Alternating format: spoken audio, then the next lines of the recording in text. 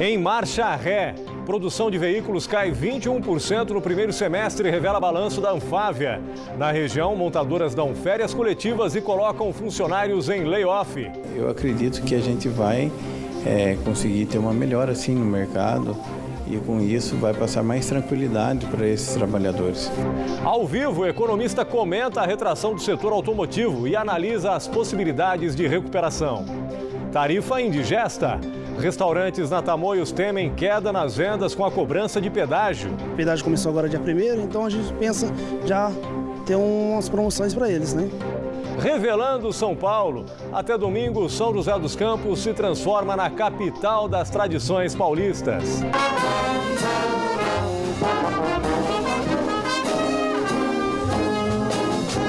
Inverno seco. Umidade do ar cai a 28% nesta quarta-feira em São José dos Campos, índice considerado de atenção pela Organização Mundial de Saúde.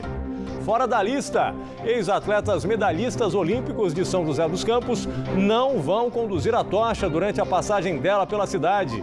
E a jogadora Dara de Guaratinguetá é confirmada na seleção brasileira feminina de handebol para os Jogos do Rio de Janeiro.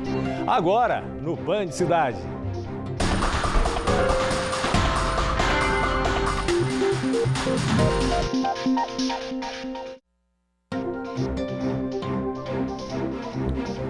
Olá, muito boa noite. A indústria automotiva continua em marcha ré. Dados divulgados hoje pela Anfávia mostram que as montadoras fecharam o primeiro semestre com o menor nível de produção desde 2004. Resultado da queda nas vendas. E para tentar esvaziar os estoques, as fabricantes de veículos aqui da região de novo dão férias coletivas e colocam trabalhadores em layoff. É mais uma tentativa de superar a maior crise da história do país. O setor industrial continua vítima da crise. Em Taubaté e em São José dos Campos, mais de 1.200 trabalhadores perderam emprego nos primeiros 5 meses do ano. E as montadoras permanecem em marcha ré. Segundo a Anfávia, a Associação Nacional dos Fabricantes de Veículos Automotores, de janeiro a junho, a produção caiu 21,2% em comparação com o mesmo período do ano passado. É o pior resultado dos últimos 12 anos. É o esgotamento de um modelo que foi feito econômico no nosso país. Baseado na expansão do crédito, baseado na expansão de benefícios fiscais para as montadoras. E esse modelo de mercado interno voltado ao crédito, ele demonstra hoje falido, porque 60% da população brasileira sequer tem condições hoje de pagar as suas dívidas. E é exatamente essa crise que nós estamos atravessando hoje, que um dos efeitos é esse, que derrubou drasticamente a produção e venda de carros no nosso país. A GM contratou mais de 200 funcionários para a linha de produção da S10, mas para o presidente do sindicato, a economia deve levar mais tempo para reagir. Nós estamos no 3º ano de queda na economia e nós não chegamos ainda no fundo do poço. Com as vendas de automóveis ainda indo ladeira abaixo, as montadoras aqui da região mantêm medidas para minimizar os impactos financeiros. Para esse segundo semestre, as fábricas voltam a conceder férias coletivas aos funcionários. Na Volkswagen, esse período começa no próximo dia 18. Na verdade, a Volks, ela estava com um problema. Está ainda, na verdade, com problema com fornecedores. A gente aderiu um programa que é uma ferramenta que é o PPE, que é o Programa de Proteção ao Emprego, e que isso vem dando certo. Então, todos estão garantidos. Eu acredito que a gente vai conseguir ter uma melhora assim no mercado e com isso vai passar mais tranquilidade para esses trabalhadores. A partir da semana que vem, a Chery de Jacareí vai entrar em layoff por 5 meses. 180 funcionários vão ter o contrato de trabalho suspenso. Os salários serão pagos integralmente com a garantia da manutenção dos direitos e do emprego ao final desse período. Segundo o Sindicato dos Metalúrgicos, o objetivo é esvaziar os estoques e preparar a planta para a produção de um novo modelo. Hoje, o segmento que mais cresce no nosso país é o segmento de luxo e de carros que são o SUV, são carros grandes. Cada um carro desse que você vende equivale a 3 carros pequenos que você vende em termos de faturamento, em termos de rentabilidade de lucro. Então, Então, por isso que existe um grande movimento hoje das montadoras fazerem carro grande no nosso país, porque tem a ver com a margem de retorno que é muito grande. Então, ela vai aproveitar esse período agora que a fábrica está parada para fazer o investimento, para produzir o novo Tigo, né, que é o Tigão que eles falam, e o investimento está previsto em torno de 280 milhões. O Thiago trabalhava numa empresa de autopeças. Em 2014, devido à crise, perdeu o emprego. Com a inauguração da Chery em Jacareí, o metalúrgico teve a oportunidade de voltar ao mercado. Na segunda-feira, ele entrou em licença remunerada e, a partir da semana que vem, vai estar em layoff. Apesar da crise, ele está confiante de que não vai mais conviver com o fantasma do desemprego. Ficou garantido após o layoff que todos retornariam aos seus postos de trabalho, garantindo nossos benefícios, como sem perca salarial, convênio médico, todos os nossos direitos ficou garantido. O pessoal está bem tranquilo. Ontem, quando a empresa fez a reunião, deixou todo mundo tranquilo, garantiu os postos de trabalho, o retorno de todos. Então, o clima está bem tranquilo lá dentro da fábrica. A retração da economia tem feito os setores produtivos pisarem no freio. E como a gente viu aí na reportagem, a indústria automotiva é uma das mais prejudicadas pela crise. O setor está estagnado e, pior, começou a andar para trás. Sobre esse assunto, a gente conversa agora com o economista Guaraci Lima de Moraes. Muito obrigado pela sua presença, Guaraci. Boa noite. Boa noite. Bom, de janeiro a junho deste ano, conforme a gente viu aí, foram produzidos no país pouco mais de 1 milhão de veículos. É o pior desempenho desde 2004, segundo a divulgação dos dados da Anfávia de hoje. O que tem que ser feito para que a indústria automotiva desengate essa marcha ré e comece a andar para frente?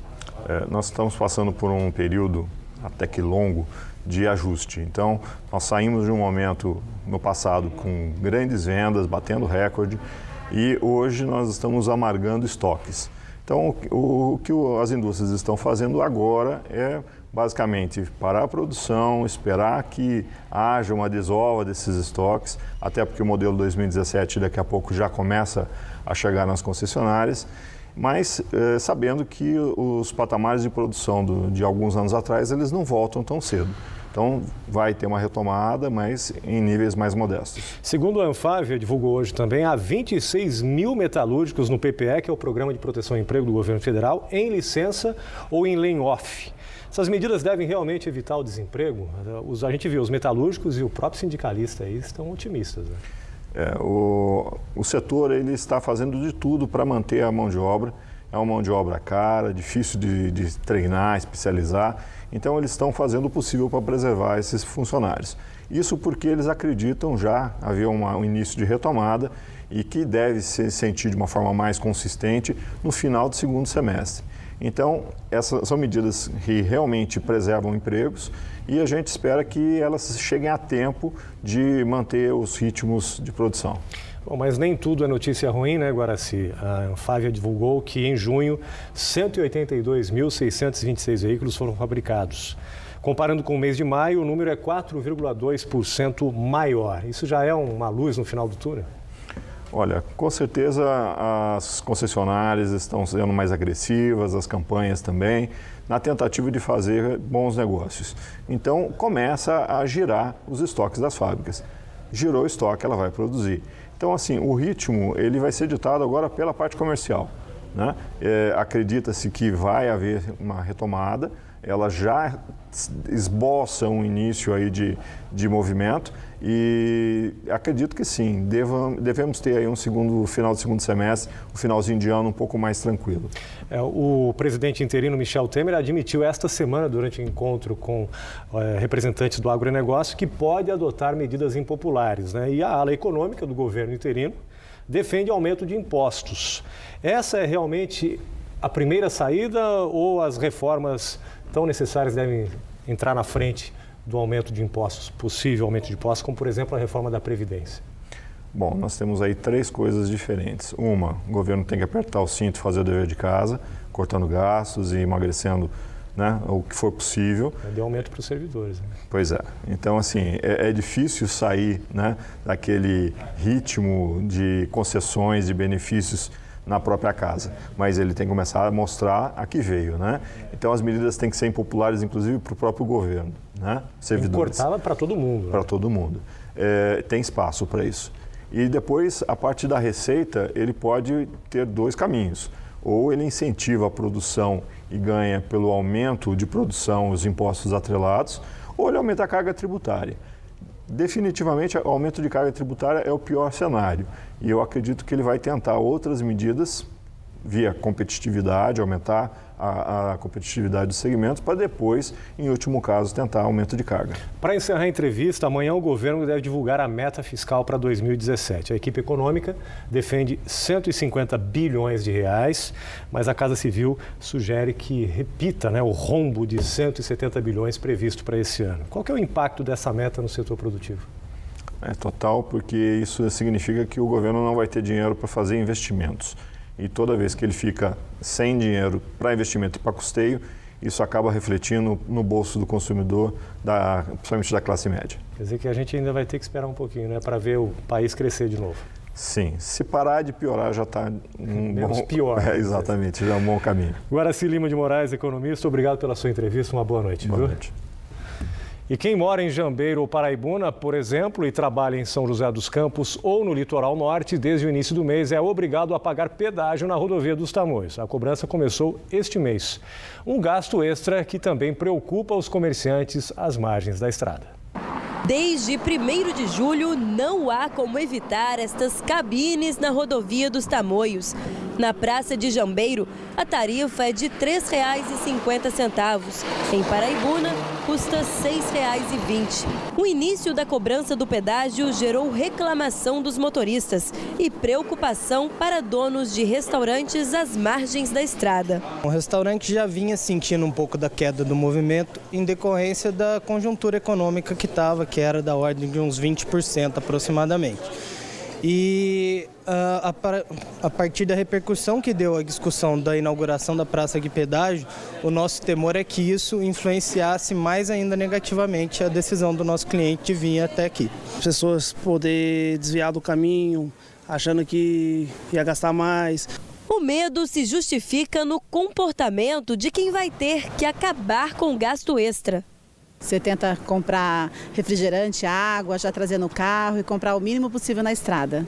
Acaba refletindo diretamente. Quem faz a viagem de ida e volta pela Tamoios tem que desembolsar R$ 19,40, um valor significativo se considerarmos que estamos em plena crise econômica. Com medo de perder clientes, a administração deste restaurante decidiu inovar e apostou em uma promoção. Quem almoça ou janta por aqui não paga uma parte do pedágio. O restaurante deduz da conta o valor da tarifa referente à Praça de Jambeiro, que é de R$ 3,50. O resultado realmente surpreendeu a gente, ele foi muito rápido, A gente conseguiu reverter a curva de queda que estava da ordem de 20% e nesse final de semana a gente se superou em mais ou menos 18%. Que ia gastar no pedágio, a gente come uma sobremesa aqui, Eu não sabia disso, é um a menos, vale a pena. Neste outro restaurante, a cobrança ainda não afetou o movimento. Segundo o gerente, tem motorista que até aproveita a parada para trocar o dinheiro do pedágio. Mas mesmo assim, eles não querem arriscar. A gente está pensando já em mexer alguns preços para eles poderem ter mais acesso na loja. Então vai ser pensado daqui para frente, que o pedágio começou agora dia 1º, então a gente pensa já ter umas promoções para eles, A seguir, São José dos Campos vira a capital das tradições paulistas, com o Revelando São Paulo, que vai até domingo na cidade. E também a previsão do tempo para amanhã em toda a região metropolitana. São 7h04, a gente volta já.